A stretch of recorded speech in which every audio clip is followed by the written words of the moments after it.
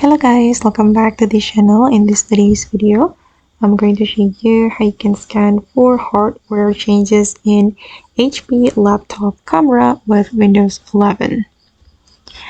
Okay, let's get into it guys. I have opened my HP laptop with Windows 11, and first of all we need to go to the device manager. We just need to go to the search menu and we're going to type in device manager. And you can open up your device manager and we're going to go to the hardware camera. We can select the cameras option right here.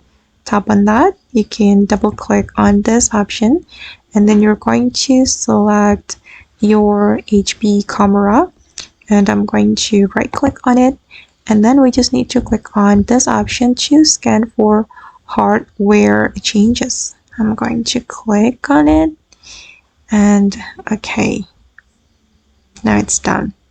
I'm going to practice it one more time. Okay guys, and that's all the way to scan for hardware changes in HP laptop camera with Windows 11. I hope this tutorial will be useful for you. Thank you so much for watching, and bye.